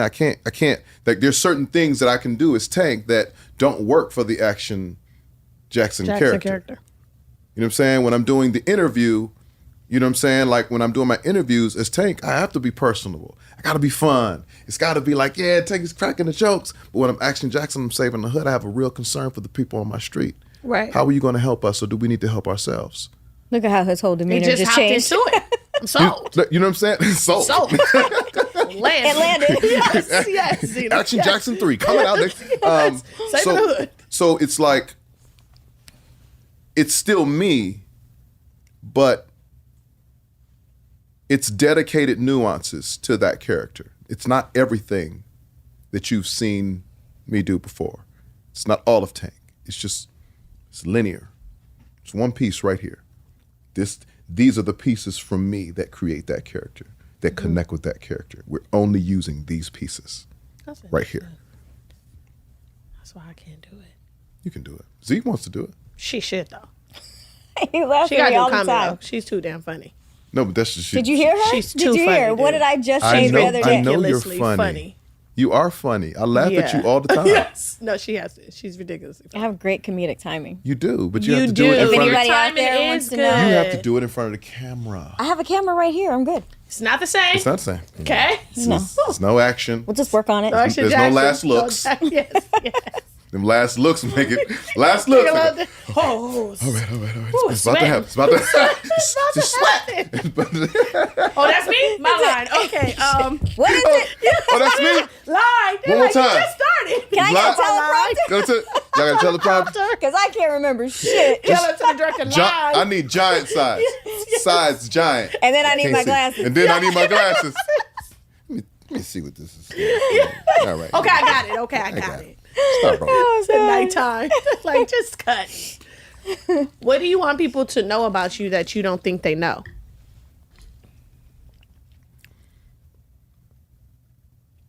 That I don't think they know? What do you want some people to know about you? I don't think that. You think you lay it all out there? And I don't want. I don't want this to sound, come off wrong, come off weird. But I don't necessarily care what they do or don't know about me. Do know or don't know about me. What I would like to feel like is or what I would like to know about myself is that I've done my best. And to some people, that's going to be amazing. To some people, that's not going to be enough. If I get caught up in either, I'll lose. Wow. So I don't have an expectation of what I want people to expect or to understand or to even believe in. I just want to do my best and live with whatever the results are. Like that's true happiness for me. Like I laid it all out there. I went crazy. Yeah. You know what I'm saying? Like I said, it's always gonna be somebody in the comments. Like somebody said something about you a true king or something like that, and then somebody went in the comments and said, you ain't no king. You ain't never been no king. And Child, they be hating. I was like, well. The comments is a crazy place. But you know what though? We can say hating, but to that person, that's perspective. I'm not their king. To that person, I'm not that sexy to them. I'm not handsome to them. You know what I'm saying? My body all built up with all of these muscles. They don't like that. Okay. I do. That's awesome. It's all for you. It's really all for you. Amen. You know what I'm saying? So I don't. Amen. Yes. Yeah, get hot. How cute. It get You hot. know how you write on the... You know upstairs is close by. Your timing. Bang, bang, bang, bang. Go ahead, answer your damn Bang, question. bang. He said, go ahead, answer your damn question. It's the timing. So good. But you can't get caught up. You can't get caught up into that. You know, I give very eloquent answers in interviews. I want to be known as the hardest working man in R&B music. But most people aren't even going to see that. Yeah. And it's like, he worked hard. He worked cool. He ain't worked hard. Right. They have no idea. And so you can't expect them to know. Yeah. You can't expect them to really, Unless truly. they're really following your journey. Yeah, I mean, and Or close up. They still don't even know. Like, still don't even see Like how for- hard. like, yeah, You know. for you know. but for me, it's this close. Yeah. Yeah. Like because the honesty that I have in this room governs everything. Sure. So if anybody in this room comes to me and says, "Hey, that ain't it," yeah, it's not. Okay, let me. You know what I'm saying? Or somebody in this room comes to me and says, "More of that." Okay, Yeah. Okay. This is the bar for me. You know what I'm saying? Like our circle is Yeah. of the people that really care about us and really it's small. It's And trusted. It's trusted, and that's where I live. So if you didn't actually leave the church to go to the R&B world. Wow, that's He ain't left the Yes, church. you did. I sure did. I shook on him. Oh, I can't believe it. She tried to save him. Shook on him. Good luck. Put a backpack on. Jesus save us. I'll send my offering. He left. Yes. He left for the bag. So he can send it back home. Right. That's how it works. Glory. Where do you think that you would see yourself? Like, what were you into doing? What was your hobbies? What did you ever see yourself doing besides I was music? a football player Wow. for sure. So you'd be an athlete. Athlete for sure. I mean, Did you ever get paid doing Huh? anything athletic? Seeing that. He left the church early. I mean, it was. I'm just asking. I was a teenager when this all happened. You know what? Seen it. Just checking. Were you a professional? Did you get a check? You get a check? No, I never got to that point. Music You said happened. what was his hobbies? What did he like? But you know, when I my first time dunking in the 8th grade, you couldn't tell me nothing. I was gonna be a star. I could bounce, I could run fast, I could score touchdowns, all of that. So I thought that was my path. And church kind of got in the way of that. You know, got in the way of me pursuing a lot of that because it was always choir rehearsals, it was always group rehearsals, it was always the church got something to do on Saturdays, so I couldn't really dedicate myself to sports like I wanted to, but I was still really good. But I think, you know, music has always had a way of just kind of like tapping me on the shoulder every now and then, like, I don't know why you trying to do all that, you know what I'm saying? Like this is it right here. You're going to be with me. I'm just trying to tell you, you know what I'm saying? Like in 9th grade when them girls started screening at that assembly when I started singing. Because it's the assembly. It's always the It's the assembly. assembly. Come on, It in the is. multi-purpose room. Or auditorium, you can get real. It's so simple. So, you know, that sent a rush through my body that I've never had before in my life. And so there were always moments, even in the football field in the huddle. I'm singing in the huddle. I'm like, Babs, come on, man, be serious. I'm like, I can be serious if you give me the ball. That's how he talks all the time. Let me run all the for time. a touchdown. Like, I was that guy. Look at my face. Oh, so, you know, it just always had a way of letting me know. And then when I was going to college, I had offers for scholarships to schools I didn't want to go to, partial scholarships to the schools I did want to go to, and ended up getting a full scholarship to Morgan State for music. Wow. I was like, all right, well, maybe I'll take my full scholarship and then play football on my music scholarship.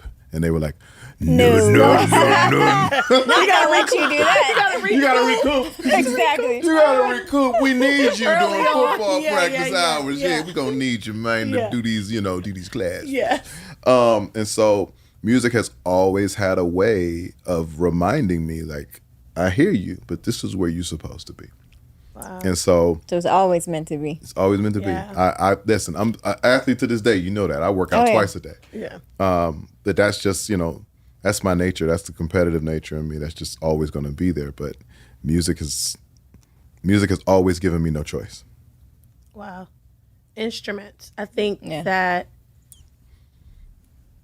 what has to be really celebrated are musicians. He's a true musician. That's my point. But you don't even know he really plays drums. Here lies my whole point, because again, my conversations outside, with so many people, and no, he's not just an artist. There's artists. Shout out to the artists. And then there's true musicians, and that's what you are. And I think your humility in it kind of probably speaks to your true passion and love for it. Right. Because you don't say, like, even I had people telling me, oh, we didn't know that Tank played the piano. When you started going live and doing the piano on Instagram a lot more during COVID and stuff like that, just out people that are like fans and stuff like that. I'm like, of course he plays the piano, he produces, but not everybody knows that. Know that. Let me give you a bar. Oh, wait on that. I'm shout out to Puff, Brother Love, as I like to call him. Went to his house the other day. He said, we're going to Jim Alvin's house. I said, what? Okay. He said, roll with me. So right now? Roll with me, Playboy. It's okay, right yes, now. Sir. Yes, sir. And heavy room. Ugh. Just you like you walk in this room and you're like, what is this? Yeah. What is? And they're playing vinyl. Playing vinyl. Heavy room. Shout out to my brother Larry Jackson. Yes. Amazing brother. And sitting there is a man by the name of Dr. Dre. Woo. My goodness. My goodness. My goodness. And I've met Dre a couple times, but we've never actually really been able to have an exchange. And so, at some point, during this whole room thing that's happening, he's like, man, we always meet in passing, man, but we've never ever gotten a chance to, really like tap in. And he says, I was like, yeah, man. I was like, I've always wanted to, you know what I'm saying? I'd love to. Waiting on the call. You know what I'm saying? And so I'm just sitting there next to him. We're just talking about the records that are playing and talking about the instrumentation. And I'm watching Dre as he's listening, because Dre hears everything. Everything. And so I'm watching him while he listens and like, and just catching his energy, right? And he's like, so Tank, he's like, hey, do you write? I said, Dre, I do everything. Sir. Yeah, I do. No, I do everything. No. I'm not doing. I said, I do everything. He said, okay. See, you playing the instruments? I said, Dre, I do everything. He said, come here. Mm-hmm. We get up. I love this. We walk out the room and we go to a piano. And he starts playing. You know what I'm saying? I'm like, well, okay. He said, let me see something. You? Bing, bang, bing, bang, bing,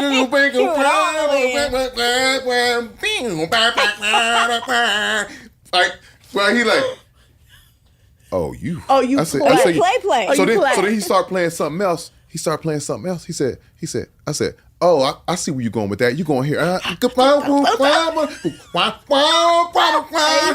Dre's watching me play the piano. Listen, he said, oh, you that? Oh, you like that? Oh, okay, yeah, we need to get out. Yeah. He's like, and you probably, you need to see my crew. You need to see my musicians. I said, I promise you that your musicians are probably my musicians, right? As soon as we get there, my guy Bluetooth walks in. I say, I'm trying to tell you, your guys are my guys, right? But it goes back to what you were saying, where a lot of people don't really know that I do it all. Yeah. And so, having Dr. Dre, like, recognize it and say, oh, that's a gift. That's different. And like, you know what I'm saying? I'm brand new as a 46-year-old man. I'm like, this man, Dre likes me playing. Yeah. He was so hyped. I'm so incredible. Yeah. I mean, Dre is really the producer Bible for a lot of producers. His drums in particular, for sure. He's his bodies one of those of guys. Work. He's made some of the coldest bodies of work of all times. And so I'm sitting in the studio, with Dre and Puff, like I'm sitting here and I'm like, I'm in the business and I've been successful at it, but there are levels. I understand those levels.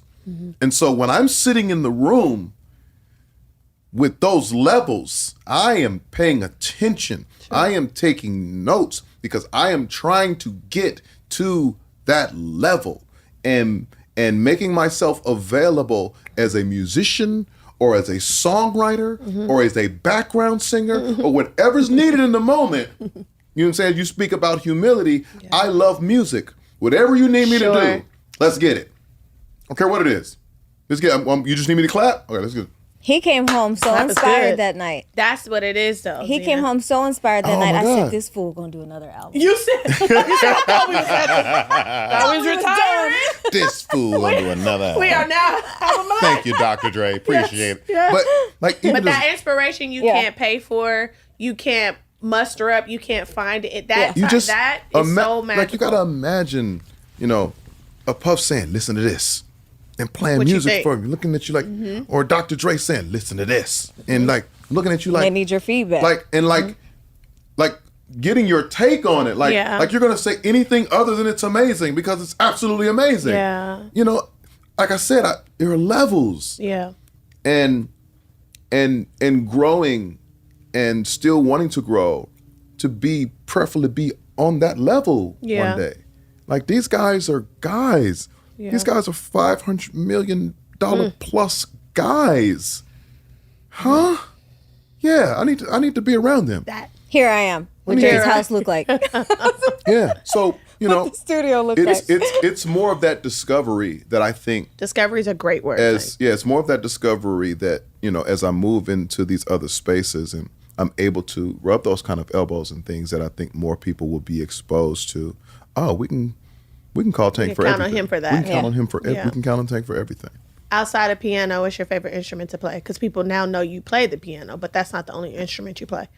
Drums is my favorite to play. That's your church boy in you. Yeah, I'm not as good at playing drums as I am at playing piano, only because, I don't play drums as much. All the time. Like, when I was younger, it was drums first, then piano. But girls didn't really move when I played the drums. You know what I'm saying? We can't see them that far back. It's always girls. You know what I'm saying? When I played that piano, them girls were sitting up on that piano like, sing that one part again. Like, you know what I'm saying?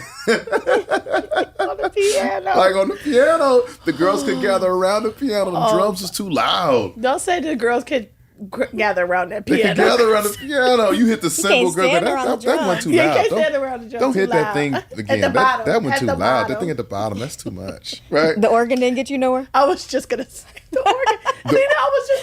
The organ only gets you the real church girl. Yeah, You know what I'm saying? lady. The deaconess. The organ that gets you the deaconess. Well, Tell them about your experience in Rome. With the deaconess. No. in Rome. When I went to Rome, and what was which chapel? It was the Michelangelo Church. The Michelangelo Church. No They way. let me play the pipe organ. What? Yeah. You don't have video of that? I do. We're gonna post it. Yeah, we're gonna post it. They let me play the pipe organ, and it was like The different. church was closed down, locked up. It We're was the only ones in there. different. Because that cadence is Different. that in there. That It's a different movement that it took me a second to collect and different How notation. beautiful. It was different. It took me a second to I was like, oh, you can't do that. You got to do this like this and then do that. God, okay, got it. But it was Wow. like amazing, and to hear it in It was so that spiritual church- in there. Oh my God, Yeah. it was crazy. It was It crazy. was crazy. So That's yeah, unreal. yeah, the organ ain't really. It'll get you, a deaconess. It got you in Rome. It get He you a got you in deaconess. Rome Yeah, in the yeah. Michelangelo. How many people can say that? Right, No, right. not a lot. Not a lot. Not a lot. Z?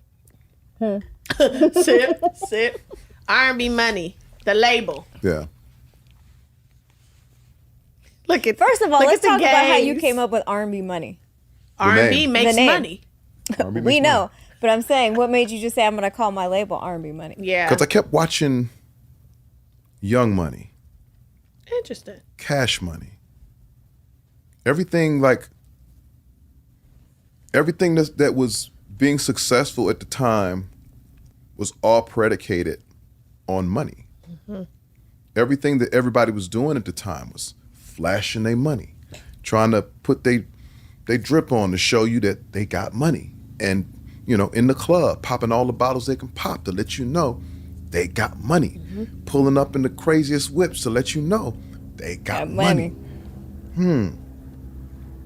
Everybody's trying to figure out how to make money, and they only want to be associated with things that they feel like are making money. Yeah. What is the call out to let people know that R&B music makes money? Oh, R&B money. It wasn't rocket science. It was as simple as that. Yeah. I want people to associate R&B music with making money. R&B money. And it wasn't a selfish ploy. It wasn't like I'm the only one who's made R&B money. Sure. These R&B money hats are going to go on so many different people's heads who, so many established artists. K. Michelle, send me one of them R&B money hats. You know I'm R&B. Like, it's that. They all want to be associated. It's a movement with being able to, once we get this merch Yeah. together, give this merch out to those who are in the R&B money Sector. fraternity, fraternity and sorority. Like we are a unit that makes R&B money, that makes R&B look good, that makes R&B feel good, that makes R&B smell good. We keep R&B expensive. You know what I'm saying? You're very expensive. It's That's right. Z. Yeah. What you mean? He's more expensive than me. Can you believe it? I'm not. Yes, you are. I'm not. Yes, you are. Look at your ring and look at my ring. Woo! That's because I bought that and you bought this. I'm cheap. Your ring costs more than this and this. Beautiful rings, though. We'll tell you people in person. Edit that part out so we won't get robbed. Yeah, I Anyway. was just thinking that too. Once I said that, I said, well, I think Stop I'm playing with these people. But it's that association, and so while these kids are enamored with the idea of being able to make money, that's the call out, that's the flag. And then once we get you in the building, we can teach you how to do that properly. There's an education that goes along with R&B money. It's not just we're gonna make some money. No. R&BMoney needs to teach their artists a financial literacy class. I mean, Because these kids got to know. No, they know. They have to know. There has to. I mean, we were talking with Tiffany Fred and just about all of those things and all of those teachable moments that should be in a sense, if not required, at least offered. Like, if it's not required as a part of your deal, it should at least be a space within your infrastructure where you can go to this class, you can go learn this, and you can ask these questions, and you can get the game. Because somebody has to know it. Yeah. Either somebody you trust on your team, you know what I'm saying, or you, that they can, relay this information to you. Like sometimes creatives don't want to be bogged down with the business of it all because they it don't is want a to lot. read contracts. It is stressful. Yeah. Like to try and, brain fatigue is a real thing where you're trying to dig through contracts and negotiate and then go to the studio and try to make a hit record. Like that's a lot. You know what I mean? But the information has to be made more available. You know what I'm saying? I think for artists, and we are definitely a part of wanting to offer that so that you know how to manage. I love that. Your R&B money. I love that too. That's information. I love that too. I think it's important, especially kids that make it in music. A lot of times they're from places that, whether it's from inner city neighborhoods and things like that, and those things weren't taught. Even for me, that wasn't taught. Fast money was taught. I had to figure it out myself. I had to figure it out. Fast money was taught, not managing money. Fast money was taught, not managing, not keeping it. I had to learn by default. Yeah, and also I think in Black and brown homes, we almost teach our kids to save for something. Like save for that car you want, save for the house. It's like, well, there's also should be a lifestyle of saving as well, so that you just have. So it's just all these like nuances that I think, like you said, Zena, are very important to teach these artists that are coming and everything like that. Artists, yeah. And royalties and things like that, which know Different so much about differently than what newer artists, do. Because there was this thing going around for a while where people were just like being hype about owning masters, and I'm like, I get it, but do you know what to do with masters? I have no clue. Do you know what it means to Own it? own it? Do you know how to generate From revenue from your masters? Most of them don't even know what that means. They just hear, and I want to own my masters. They heard Jay-Z say it. Why do you want to own your masters? Why do you want to own your masters versus being partners with somebody, partnering up with your masters who have a global infrastructure to help you monetize your masters? Right. Help you monetize it. Why wouldn't you want to do that? You don't know, huh? The lingo is just going around. So it's that information. I definitely wouldn't as an artist. It's that information. It's those kind of things that need to be taught. Even if you're at an independent, okay, got it. You got a 80-20, or you know what I'm saying, or 85-50. That's fine. But somebody's going to have to administrate your masters. You don't have the infrastructure. Right. You don't have the relationships. You don't even know them people. You don't even know. You don't even know them people. You don't know those people. You don't know the first person to call to license masters. Or email. You don't have an email. You don't even know what to Google. You don't even know what to Google. So, we are about, like, that's what the label, that's what the podcast, that's what all these things are about No, being you guys informative. definitely have some teachable moments in your podcast. Yeah. Sure. It's about being informative. Yeah, because there's so many things. There are so many things that you learn through experience only. Oh, yeah. Only. Like they're the greatest teacher. They're just not in the book. I don't care how many music books you read or music business books you read. Most of that stuff that we do, that we talk about, that we negotiate is not in those books. Right. The rate may be. How you get to it, my God. My God. The bartering. Ooh, the barter. The taking less to get more. The knowing what to do in that moment. That decision part. Like, what Listen, am I even supposed to do? The promoter don't have your back end. Oh, that ain't in the book. Your back end. What you do? Because I done been like, let me see how I talk to this. Yeah. Listen. I know you know. I've been on both sides. I've been determined. I don't play about artists and getting them their money. Listen, the promoter ain't got your back end, but it's 3,000 people out there. Right. What do you do? What do you do? Sure. Who came to see you. Oof. Do you know that the promoter and the building are two separate people? They're separate. Do you know that you can go to the building and say, hey, man, your promoter that is using your building doesn't have my money. He's going to make your building look bad. Right. Are you prepared to do something about that? Go on and say, front me that money and then take it up with the promoter. People don't even, it's not in the book. And you know that by default. Learn Man. it. Hard knock life. Hard knock. Or it's 3,000 people out there. Fuck it. I'll never work with him again. Turn the music on. Right. And I'm going to give him the Let's show work. of a Let's lifetime. work. Turn the music on. He's definitely good for that. He's dead to me. Because I'd be sitting I'm back like that too, no, we ain't got the bag. No, I'm like that too, though. And Yeah. I'll make sure it's understood. No. Ever. Right. I'll tell my friends. I'll tell my friend. I'm the same way. He'll tell Instagram. Oh, To yeah. Instagram. You have to. Yeah. Because that business part, which we could talk creative, we could talk all this beautiful, grandiose things as an artist, but the music business, as you side, keep saying, the economics, all that is an important component of it. Like the biggest, the most important, the successful ones understand and do business. It's like you can be a creative even all us you want. restructuring our business, it was to the benefit of both of us, us and our partners. Sure. Because to them, economically, they weren't taking a risk. And to us, economically, we were just betting on ourselves. And so they were like, yeah, cool, let's rock. Yeah. And we were like, let's rock. Yeah. And so then it just became about the work. If it's just about the work, oh yeah, we're going to win that one. Yeah. But a great partnership, because we're not making our partners jump out the window. You know what I'm saying? On the first date. Yeah. But we are willing to take the hit to show them that we are worth being partners with. We are worth being in bed with.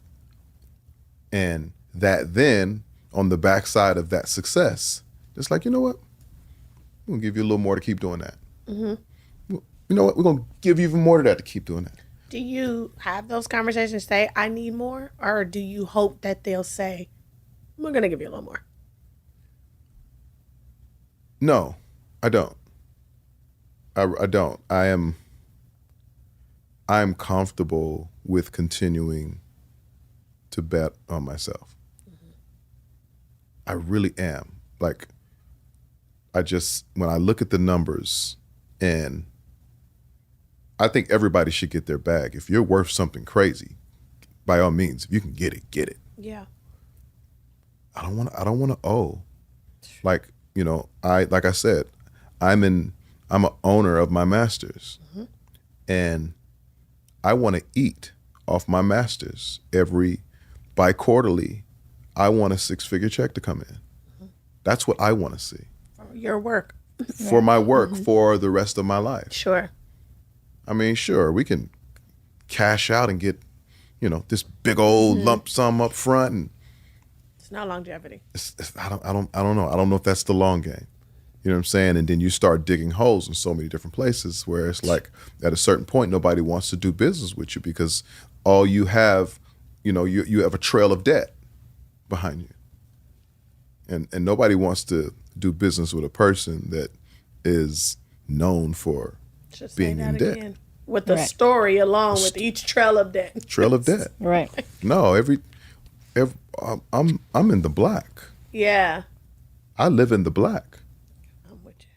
That's why people don't mind doing business with me. That's why people don't mind doing business with us. We live in the black. Yeah. I don't care what it is. We're in the black. You do have a great partnership, though.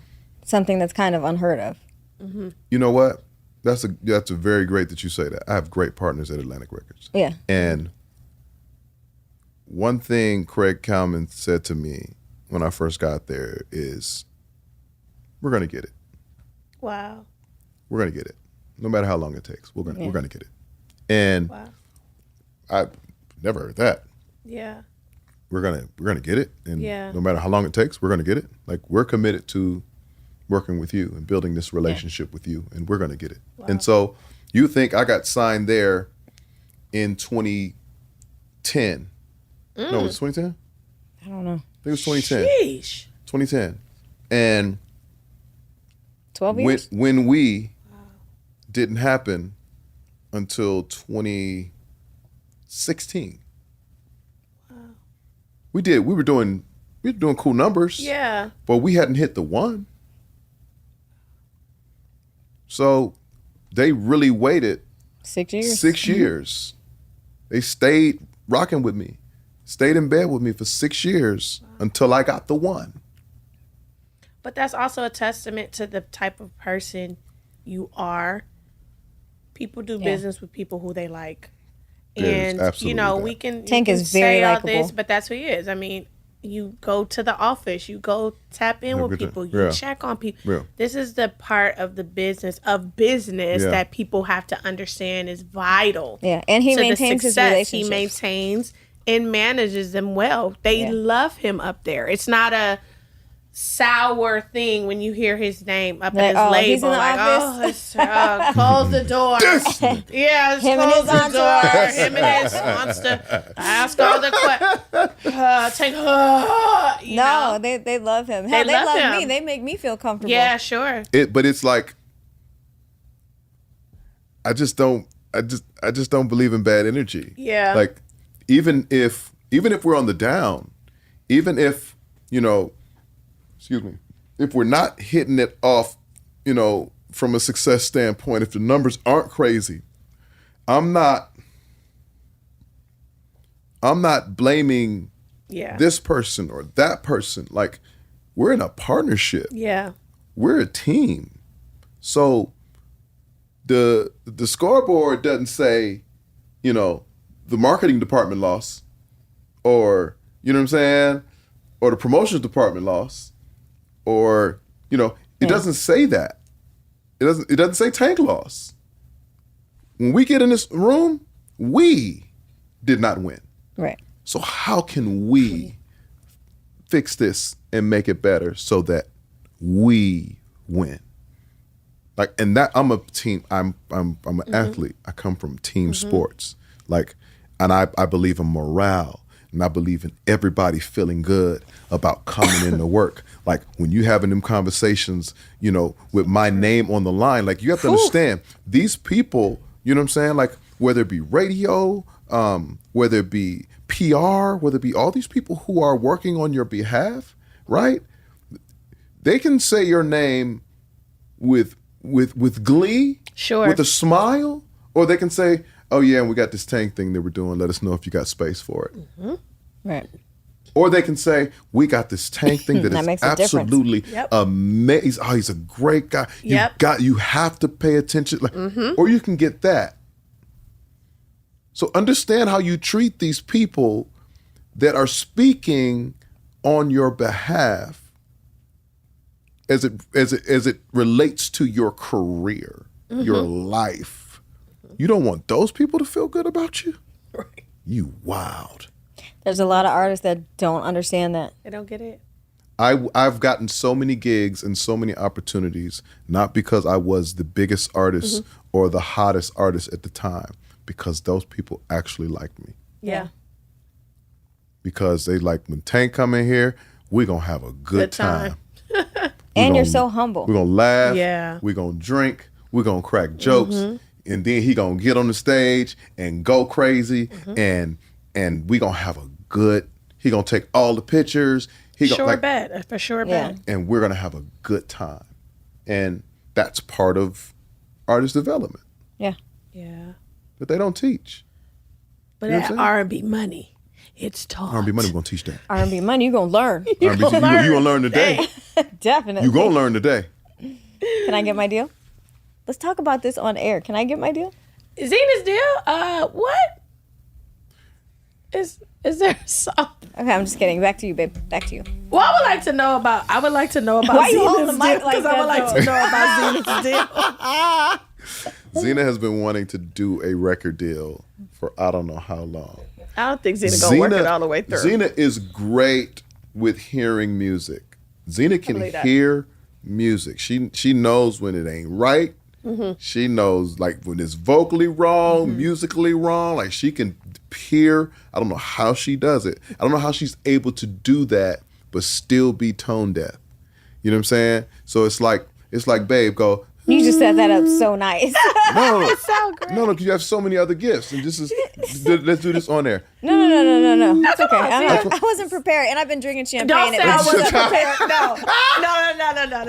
We have asked for this deal on air. You will you see will it, be Anime. prepared. Yeah, you will be prepared. That's He a certain has thing. not put me in artist development yet. Okay, so Economically. Just kidding. so you know, it's gonna take a little tune. It's going to take a okay. little too. It's gonna take a little auto tune. A lot, but it's okay. Yeah, but you know, Ain't nothing wrong with a lie. I may have to break down and do one record. I can carry Just that to- stage with choreography though. I want to hear Listen, one you record. can. Let's just do. I just want to hear That's what I've one been saying. record. Just give me one. Shoot a No, little video. I'll be sad because Little low-key one-hit probably a wonder. go. It's gonna go, and then it's gonna. And then we're come gonna back. have created a monster. Yes. Created a monster. But that's all I want, and then I'm gonna quit and retire. No, she's not. you're not. No, Yes, I you're will. not. No, you're not. Nah. You'll get a taste of that With first that little stage. They're gonna start cheering. I told you I was like that.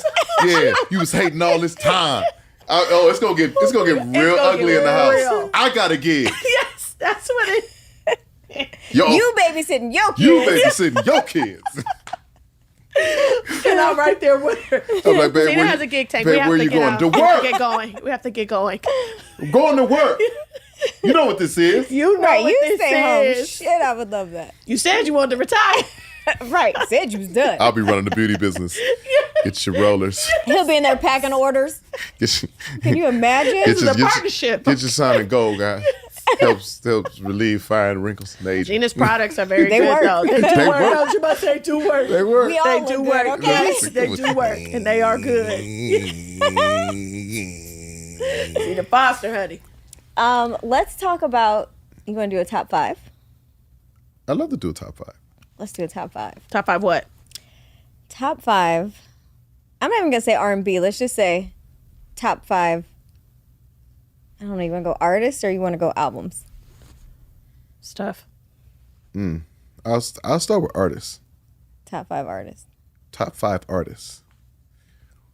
Jesus, top 5 artists. Okay. Top 5 be so hard. I'm Is prepared. that generation? Yeah, it's Yeah. hard. No, Yeah. that's what I said. I don't want to No. stick it to It's just hard. R&B. It's whatever. all, everything. Okay. That's tough. Top 5. Yikes. Marvin Gaye.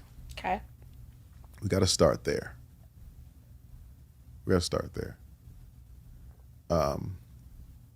Reverend John P. Key. Love that. Gotta go there. Commissioned. Gotta go there.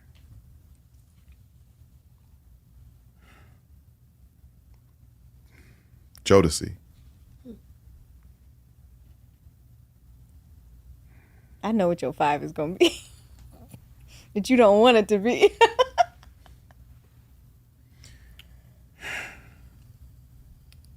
You don't even have to say it. We know what it is. R. Kelly.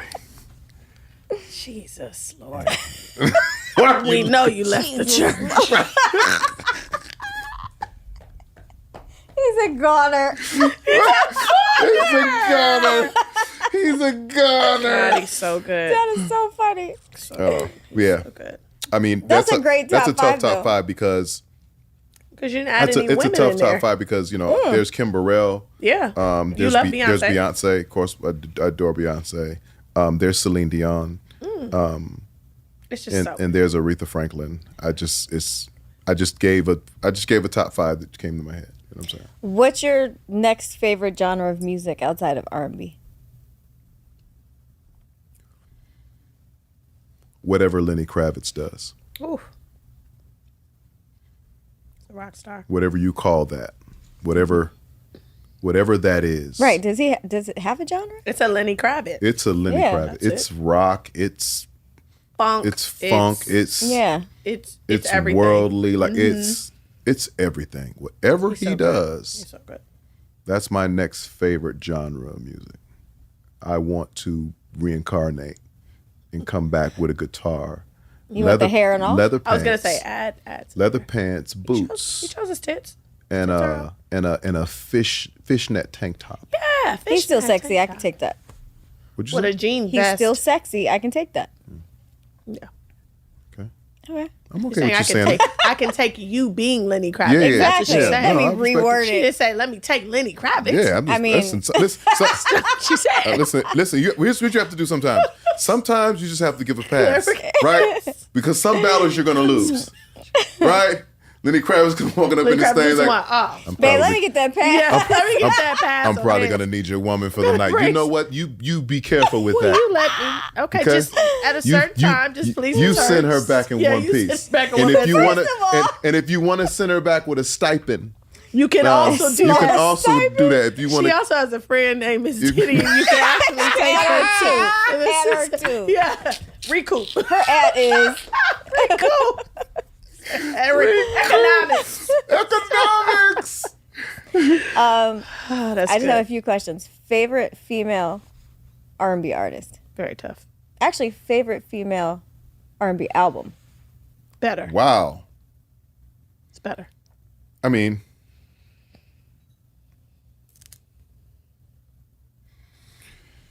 You gotta look at your phone.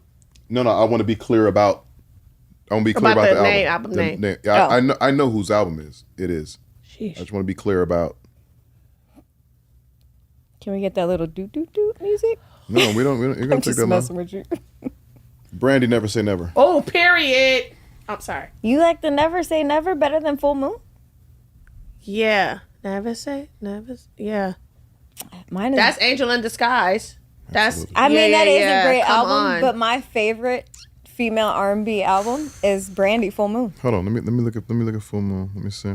Full Moon Man, got the Full Full Moon. Moon? Full Moon. The record is one of the greatest records I think ever Oh, my made. God. Just that record from top to bottom. The But all the cadence, tracks, the it's the tracks on the track. record. It's the vocals. But Never Say Never. The he's right on. transitions. Never Say Never is just please. I mean, I don't Have think. you ever have you ever, Miss put Norwood? that on everything? Put that on there. Ooh, I love that song. Yes, I do love you that do. song. I think about it. I forgot about it. Because Never Say is that. Angel in Disguise. That's top to bottom. And I love you, babe. And I love you, babe. Ooh, that's Oh what my that. God. Let's look at Full Moon. Yeah. Full Moon too. Got that heat. Full Moon probably has. Rodney killed that album. Full Moon probably has my favorite Brandy song. on Which one? When You Touch Me. Oh, I love that my song. Gosh. Oh my God, I love that song. Listen, let me tell Come you on, Miss something. Norwood. I don't know what it was, but when that album came out, I used to love to just drive. Oh no, and play yeah. that album and this- be in my feelings. I don't care if Yeah, I was in a Z. good place or a bad place. That's I those was two in albums, my feelings. Never Say Never and Full Moon, I will put up against Yeah, me too. any Me too. female's R&B album. Me too. Anyone, Me too. anybody, Yeah. Me too. like top And to bottom. I'll toot to nail that thing. Oh my goodness. Every record, every song, when every. You Touch Me. When I heard that song, that record? I was so Rodney. When I heard that song, I was it took me a while to audit the song because some songs just mess me up. That's one of the songs that messed me up. It took me the song recently that messed me up that I'm still auditing, still trying to get out of my feelings about is Her Damage. Oh, that song. Yes. I love that song. Yeah. Oh my I think God. everybody it was a feels a way about that. perfectly- Oh, shout out to Cardiac. Oh my Gosh, God. no. Are you kidding me? Yeah. Are you kidding me? That's the song, the original song already itself damaged me. So good. Already messed me up. And then they did that.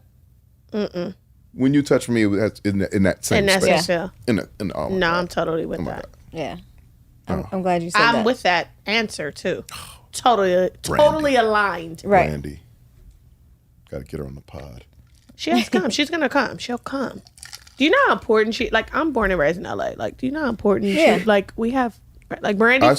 I saw Brandy sing. I introduced Brandy at what was the R&B night that these Philippe Nim used to do? Oh my God. Oh, R&B Live. R&B R&B Live, Live. yeah. Brandy. Tank was the reason we would be up in there. I hosted. I was hosting it. Yes, you were. And I introduced Brandy, and I watched my friends, guys, while she was singing. I watched them hug each other like, Yeah. oh God, like huddled up together, men, Huddle. just done. Watching. I'm standing like this. She was just Brandy. Brandy. Oh, she's so good. Voice like that, changed the world. Runs like that. I mean, she's her never, runs is crazy. Voice is just, she's just different gift, different kind of gift. Yeah. What else? What else you I was got? just laughing at Ray J. The thought of Ray J.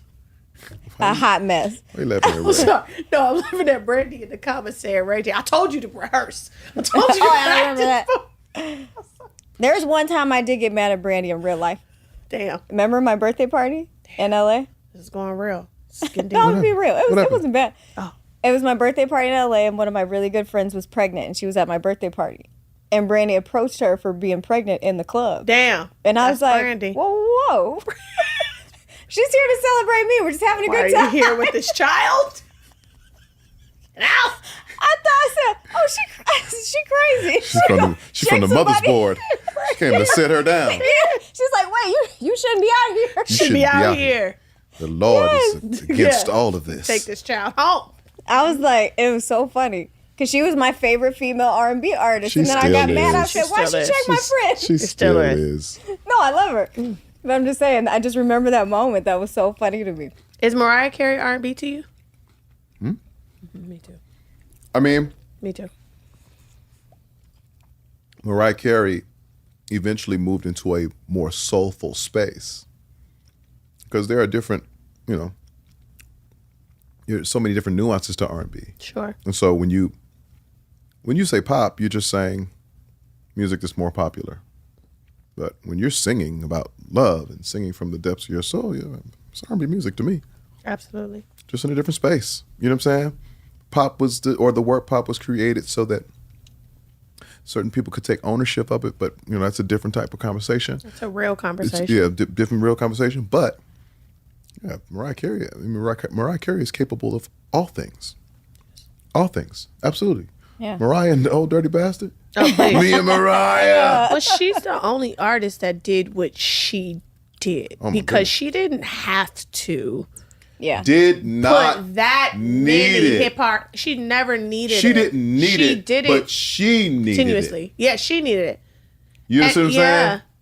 Yeah. As a and it was career, felt. she didn't need it. No. But for her soul, I need to get. She said, I need to get to that shit. I need all of them. That's what I really do that y'all don't know that I do. I can't imagine who said no to putting ODB. I want ODB on. They were like, no. What? She was Look like, how huge that record is. Like, need them. Where's Jermaine and B. Cox at? Where's Locks? The Locks. Need it. I need that shit. Yeah.